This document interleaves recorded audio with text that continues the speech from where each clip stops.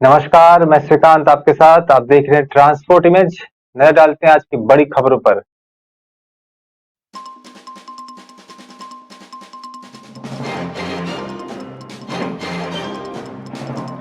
हिमाचल चुनाव में सीएम के दावेदार सुखविंदर सक्कू बोले, कांग्रेस विधायकों को खरीद फरोख्त नामुमकिन है।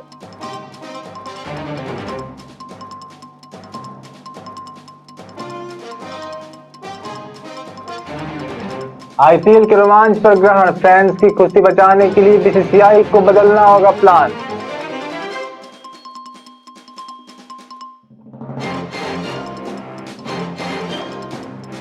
एमसीडी परिणाम में दिल्ली भाजपा अध्यक्ष की पहली प्रतिक्रिया, हमारे खिलाफ हुई है साजिश।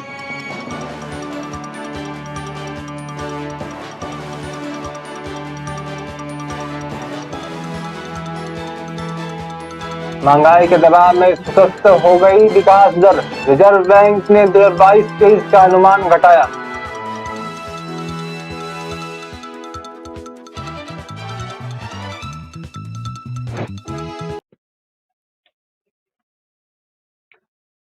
आइए नजर डालते हैं खबरों पर विस्तार से। हिमाचल प्रदेश विधानसभा चुनाव 2022 के नतीजे के ऐलान में महज 24 घंटे का समय बचा है। ऐसे में नेताओं से लेकर जनता की धुकधुकी बढ़ गई है। उधर कांग्रेस के नेता और सीएम की रेस में शामिल सुखविंदर सिंह सक्खू ने सूबे में सरकार बनाने का दावा किया है।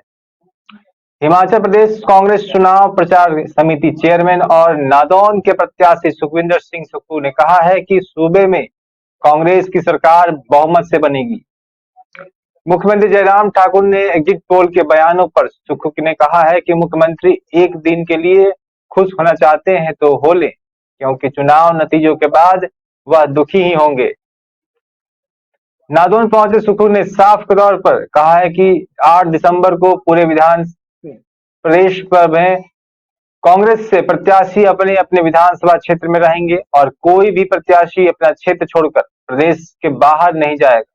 मुख्यमंत्री जयराम ठाकुर के एग्जिट पोल को लेकर दिए गए बयानों पर सुखविंदर सिंह सक्खू ने कहा है कि मुख्यमंत्री एक दिन की खुशी चाहते हैं तो वह खुश हो ले। उन्होंने यह भी कहा कि हमारा परीक्षा परिणाम बहुत अच्छा आएगा, क्योंकि चुनाव नतीजों में वह दुखी होंगे। परिणाम के बाद कांग्रेस के जीते हुए विधायकों की खरीद फरोख्त की चर्चाओं पर सक्खू ने कहा है कि कांग्रेस के जीते हुए विधायक संगठन से जुड़े हुए व्यक्ति होंगे, जिनकी खरीद फरोख्त करना नामुमकिन है।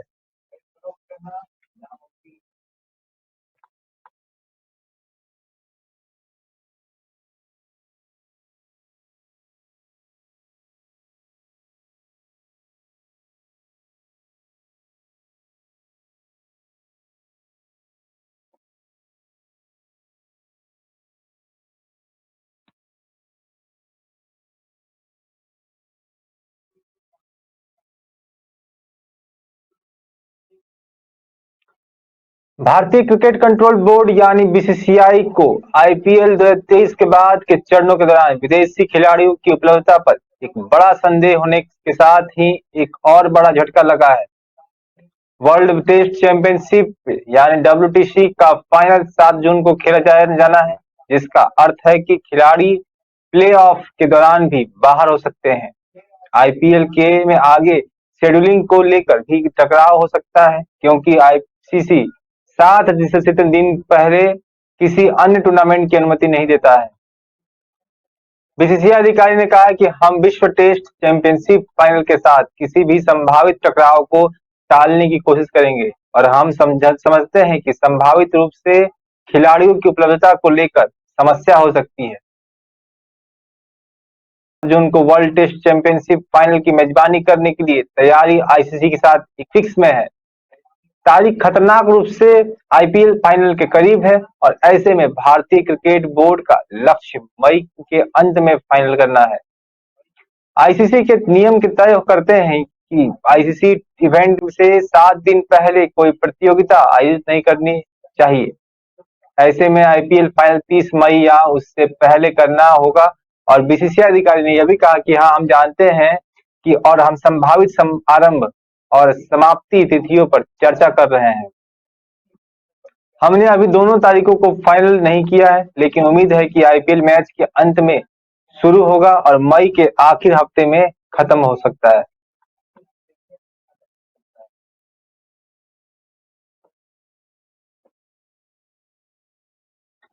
भारतीय जनता पार्टी की दिल्ली प्रदेश इकाई के अध्यक्ष आदेश गुप्ताल का मानना है कि एनसीडी चुनाव में उनकी पार्टी के खिलाफ साजिश की गई है, लेकिन इसके बावजूद भी उनका प्रदर्शन बेहतर रहा है।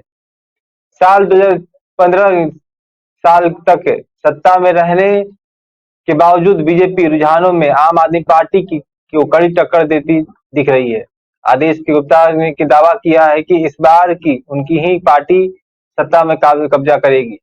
पत्रकारों से बातचीत के दौरान भाजपा प्रदेश अध्यक्ष ने कहा कि मैंने पहले ही कहा था कि एग्जिट पोल में कहीं न कहीं गड़बड़ी है, परिसीमन हुआ है। ये लोकल चुनाव है, ऐसे में गड़बड़ हो सकती है। हम एग्जिट पोल में नहीं, एग्जिट पोल में विश्वास करते हैं। वहीं आदेश गुप्ता ने यह भी कहा कि बड़ी संख्या में वोट काटे गए हैं, इसकी जांच होनी चाहिए और एक-एक बूथ पर 90 से ज्यादा वोट काट दिए गए हैं। हमारे खिलाफ साजिश की गई है, फिर भी हम बहुत बहुमत प्राप्त कर लेंगे और मेयर हमारा ही होगा। उन्होंने यह भी कहा कि हमें सत्ता से बाहर करने की लाख कोशिश की गई, लेकिन इसके बावजूद लोगों का विश्वास भारतीय जनता पार्टी पर ही है और अरविंद केजरीवाल ने नैतिकता की सारी हदें पार कर दी थी। उन्होंने दिल्ली की चिंता नहीं की और पूरे देश में घूम रहे थे।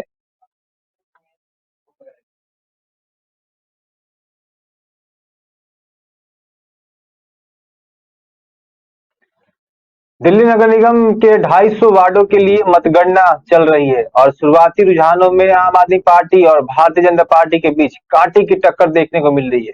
आम आदमी पार्टी बहुमत के लिए जरूरी 126 के आंकड़े से थोड़ी आगे है और 128 वार्डों में लीड कर रही है। दूसरी तरफ भारतीय जनता पार्टी कांटे की टक्कर दे रही है और 109 वार्डों में बढ़त देकर चल रही है। इस बीच पंजाब के मुख्यमंत्री भगवंत मान दिल्ली के मुख्यमंत्री अरविंद केजरीवाल से मिलने आम आदमी पार्टी कार्यालय पहुंचे।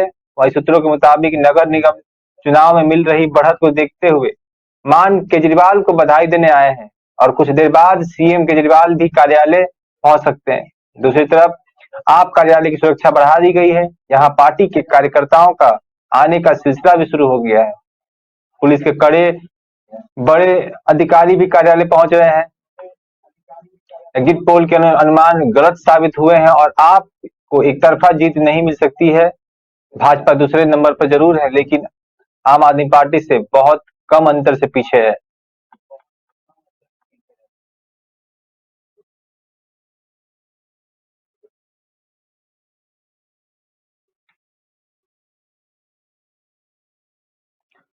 आरबीआई ने वित्त वर्ष 2023 के लिए जीडीपी वृद्धि दर के अनुमान को 7% से घटाकर 6.8% कर दिया है।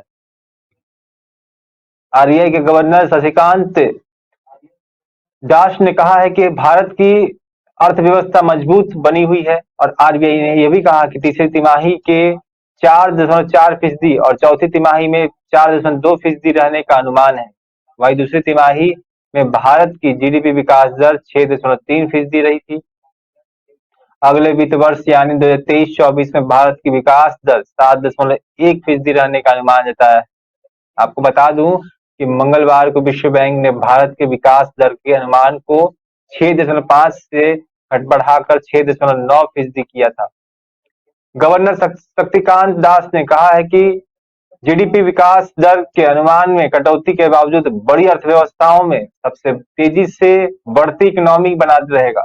आरबीआई ने महंगाई दर के अनुमान में कोई बदलाव नहीं किया है और आरबीआई ने खुदरा महंगाई दर के अनुमान को 6.7% पर बरकरार रखा है।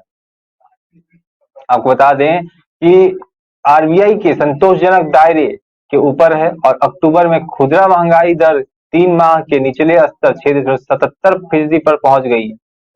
हालांकि इस गिरावट के बावजूद मौजूदा कैलेंडर ईयर की शुरुआत से अब तक महंगाई दर 6% से नीचे नहीं आई है।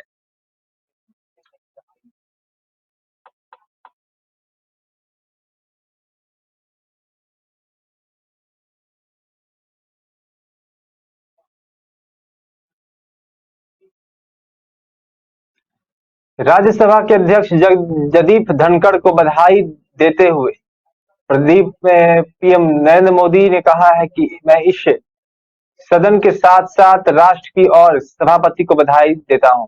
आप संघर्षों के बीच जीवन में आगे बढ़े इस मुकाम पर पहुंचे हैं।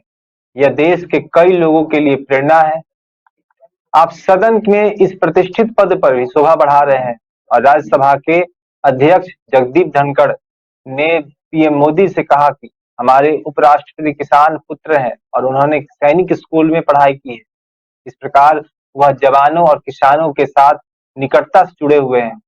राज्यसभा में प्रधानमंत्री नरेंद्र मोदी ने कहा कि यह संसद सत्र ऐसे समय में आयोजित किया जा रहा है जब हम आजादी का अमृत महोत्सव मना रहे हैं और जब भारत G20 की अध्यक्षता ग्रहण कर चुका है। पीएम मोदी ने कहा कि हमारी आदरणीय सभा राष्ट्रपति द्रौपदी मुर्मू एक आदिवासी समुदाय से आती हैं। उनसे पहले हमारे पूर्व राष्ट्रपति रामनाथ कोविंद समाज के हाशिए पर बड़े वर्गों में से थे।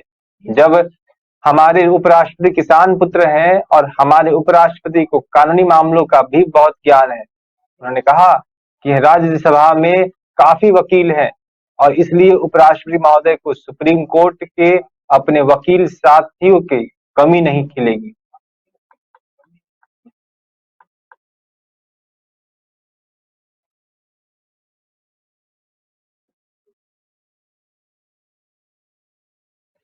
जन स्वराज यात्रा के 66वें दिन आज राजनीतिक रणनीतिकार प्रशांत किशोर उर्फ पीके पूर्वी चंपारण के चिरैया प्रखंड के गांव में रहे हैं।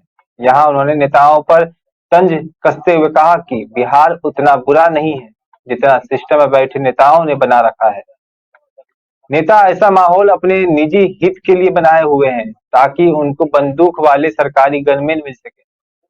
पीके ने कहा कि मैं पिछले 65 दिनों से बिहार के हर गली मोहल्ले घूम रहा हूं और मुझे किसी ने परेशान नहीं किया। सवाल है फिर जनता दूसरे नेताओं पर हमला क्यों कर रहे हैं? ऐसा इसलिए कर रहे हैं क्योंकि उन्होंने आम जनता से जो बेरोजगारी, शिक्षा, स्वास्थ्य पर जो वादा किया था उसे अब तक पूरा नहीं किया। उन्होंने आम जनता से वोट तो लिया पर उसका भला न कर करके अपने परिवार वालों का ही भला किया है। इससे ज्यादा कुछ नहीं। प्रशांत किशोर ने कहा कि 60 दिन प्रतिशत लोगों के पास अपनी खुद की जमीन नहीं है और उनकी किस्मत में मजदूरी करना ही लिखा है और मजदूरी कर रहे हैं। बिहार में जो खेती कर रहे हैं उनको सरकार की तरफ से यूरिया, पोटाश, बीज समय पर भी नहीं मिल रहा है। तो बिहार की स्थिति किस प्रकार से बदलेगी?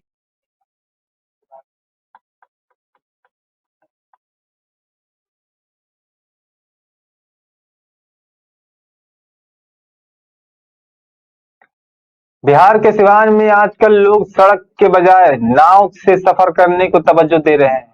इससे नाव चालकों की आय भी बढ़ने लगी है। दरअसल नाव से सफर करने की वजह से लोगों का समय भी बच रहा है। इसे आप अजूबा कह सकते हैं, लेकिन सिवान में आजकल ऐसा ही हो रहा है। नाव से सफर सिर्फ सिवान के ही नहीं बल्कि छपरा, गोपालगंज, बेतिया और मोतिहारी जिले के लोग भी कर रहे हैं।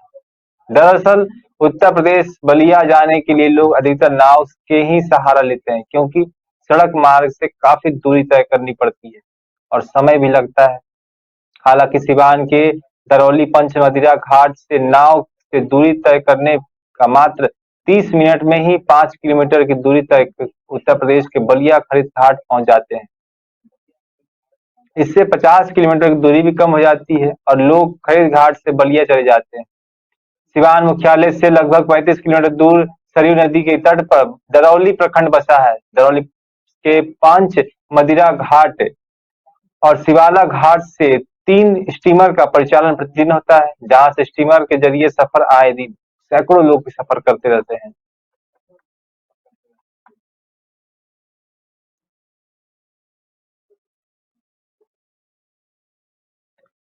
मैनपुरी लोकसभा सीट पर हुए उपचुनाव में एक मतदान कर्मी की ड्यूटी को लेकर लापरवाही का सनसनीखेज मामला सामने आया है। दरअसल करीब 6 महीने पहले मौत के शिकार हुए कर्मी की ड्यूटी चुनाव में लगाई गई। 5 दिसंबर को हुए चुनाव में मृत कर्मी के ड्यूटी न करने के बाद 6 दिसंबर देर रात 50 कर्मियों को गैर हाजिरी बताकर 2 दिन का वेतन काटने का साथ साथ वेतन वृद्धि रोकने के आदेश जारी कर दिए गए हैं। दरअसल चुनाव प्रक्रिया को अगर समझा जाए तो किसी भी शख्स की ड्यूटी लगने के बाद सबसे पहले उसका ड्यूटी कार्ड जारी किया जाता है, जिसके बाद उसका प्रशिक्षण होता है और प्रशिक्षण के बाद ही उसकी ड्यूटी बाकायदा मतदान कर्मी के रूप में लगाई जाती है। जब किसी का पहले ही निधन हो चुका हो तो आखिरकार उसकी ड्यूटी कैसे लगी, उसका ड्यूटी कार्ड कैसे जारी हुआ, उसकी प्रशिक्षण प्रक्रिया कैसे पूरी हुई और उसका नाम उन मतदान कर्मियों की सूची में कैसे शामिल हुआ? यह कुछ ऐसे सवाल हैं जो बड़े ही गंभीर हैं।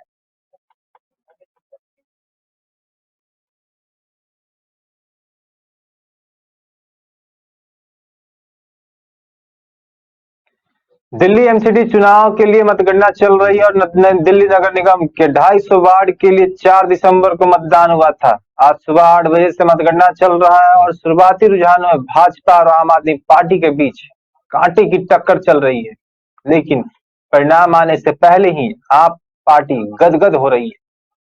वहीं आप नेता सौरभ भारद्वाज ने दावा किया है कि आप 180 के आंकड़े को पार कर जाएगी और दिल्ली में आपका ही मेयर हो बनेगा।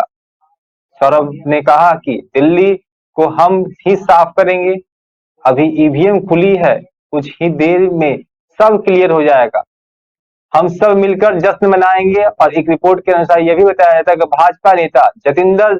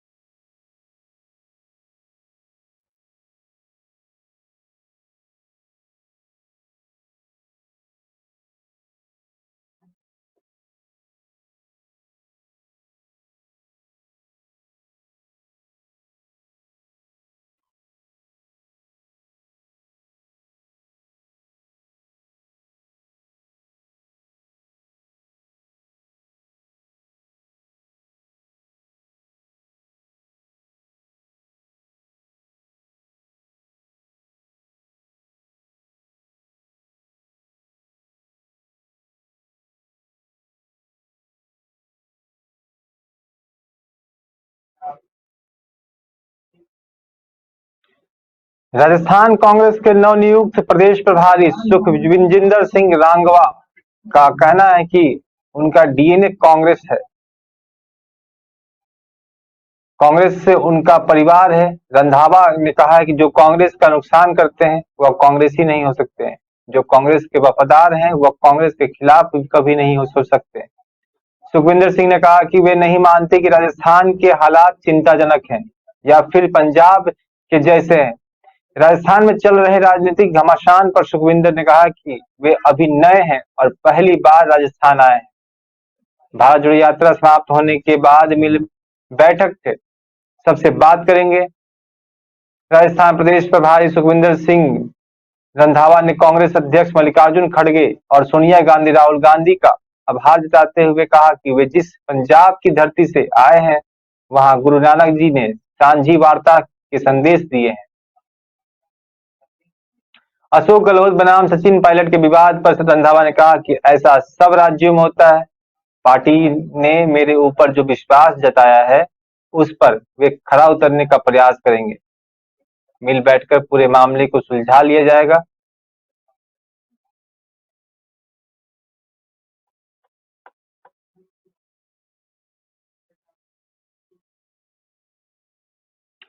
दिल्ली नगर निगम चुनाव के लिए वोटरों की गिनती जारी है। वहीं शुरुआती रुझान में आम आदमी पार्टी और भाजपा में कांटे की टक्कर देखने को मिल रही है। दूसरी तरफ मनी लॉन्ड्रिंग केस में तिहाड़ में जेल में बंद अरविंद केजरीवाल के मंत्री सत्येंद्र जैन के विधानसभा क्षेत्र सुकूर बस्ती में आने वाले 3 वार्डों में आपका बुरा हाल है। यहाँ तीनों वार्ड में भाजपा के उम्मीदवार आगे चल रहे हैं। आपको बता दें कि सुकूर बस्ती में 3 वार्ड आते हैं और यहाँ के वार्ड नंबर 58 यानी सरस्वती बिहार में भाजपा की प्रत्याशी शिखा भारद्वाज हैं। आम आदमी पार्टी ने भाजपा के खिलाफ उर्मिला गुप्ता को मैदान में उतारा है, वहीं कांग्रेस ने दीपिका देशवाल को टिकट दिया है। वार्ड के 59 यानी पश्चिम बिहार में भाजपा ने विनीत बोहरा और आप ने सालू दुग्गल को टिकट दिया है। वहीं कांग्रेस ने दुष्यंत यादव को मैदान में उतारा। वार्ड नंबर 60 यानी राग से इस बार भाजपा ने ज्योति अग्रवाल को प्रत्याशी बनाया है। उनके खिलाफ आम आदमी पार्टी ने मिथिलेश पाठक को मैदान में उतारा है और कांग्रेस ने अंजुम खुरानी प्रत्याशी है। अब देखना है कि नतीजा क्या आता है।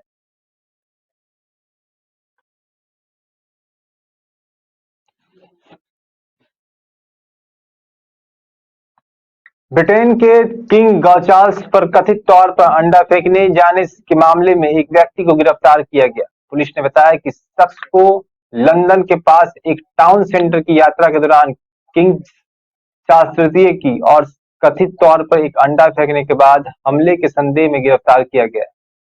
बेडफोर्डशायर पुलिस ने कहा है कि 24 से 25 साल के एक युवक ने इस कथित हमले के बारे में पूछताछ की जा रही है।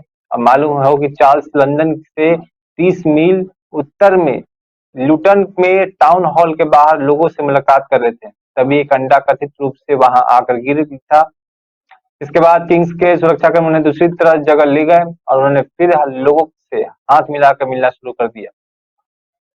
बता दें कि सितंबर में अपनी मां महारानी एलिजाबेथ द्वितीय की मृत्यु के बाद वह किंग बने हैं और किंग बनने के बाद से वह पूरे ब्रिटेन में व्यापक रूप से यात्रा कर रहे हैं।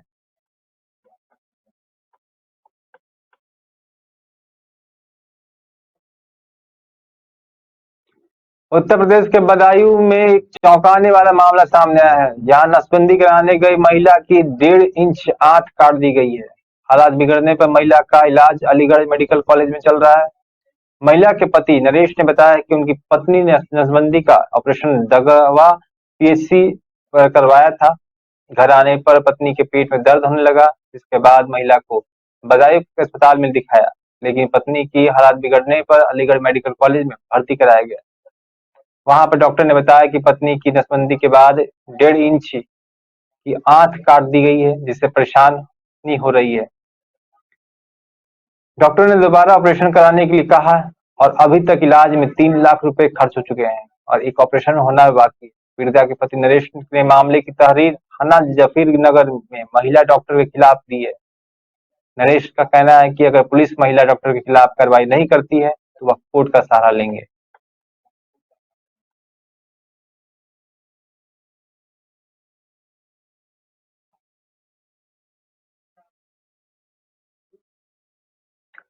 राजस्थान के श्रीगंगानगर जिले में भारत पाकिस्तान अंतर्राष्ट्रीय बॉर्डर के जरिए भारतीय सीमा में घुसने का प्रयास करते समय मार गिराए गए पाकिस्तानी घुसपैठिए की शव को बॉर्डर सिक्योरिटी फोर्स यानी बीएसएफ ने पाक रेंजर्स को सौंप दिया है।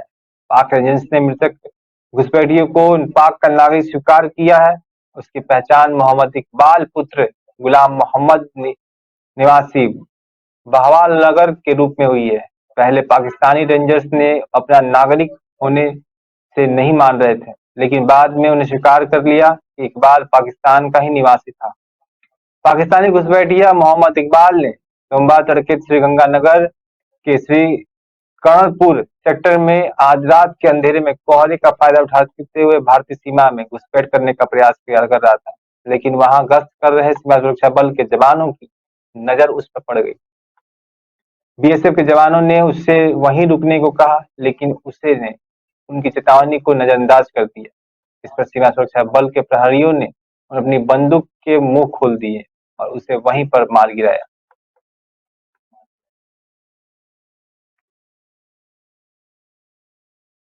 महाराष्ट्र के पुणे में 14 से 20 नवंबर तक आयोजित 71वें अखिल भारतीय रेसलिंग क्लस्टर में भरतपुर के पदस्थापित हेड कांस्टेबल मनीषा चाहर और कांस्टेबल संजू लवानिया के द्वारा स्वर्ण पदक जीतने पर भरतपुर पुलिस के साथ साथ राजस्थान पुलिस का मान बढ़ा दिया गया है। दोनों खिलाड़ियों को बधाई देने वाले में पुलिस के आला अधिकारियों के साथ साथ राजनेता भी पीछे नहीं है। भरतपुर आईजी गौरव श्रीवास्तव ने दोनों खिलाड़ियों को कार्यालय बुलाकर बधाई देने के साथ साथ सम्मानित किया और इनाम राशि भी दी। वहीं आपको बता दें कि हेड कांस्टेबल मनीषा चाहर ने 50 किलोग्राम भार वर्ग में आर्म्स रेसलिंग और कांस्टेबल संजू लवानिया ने 55 किलोग्राम भार वर्ग बॉडी बिल्डिंग प्रतियोगिता में स्वर्ण पदक जीता है। भरतपुर रेंज आईजी गौरव श्रीवास्तव ने बताया है कि दोनों खिलाड़ियों ने स्वर्ण पदक जीतकर भरतपुर पुलिस के साथ साथ राजस्थान पुलिस का नाम भी रोशन किया है। वहीं दोनों खिलाड़ियों को कार्यालय बुलाकर सम्मानित करने के साथ ही खेल के क्षेत्र में आगे बढ़ने के लिए 5-5 हजार रुपए का नगद इनाम देकर प्रोत्साहित किया गया है।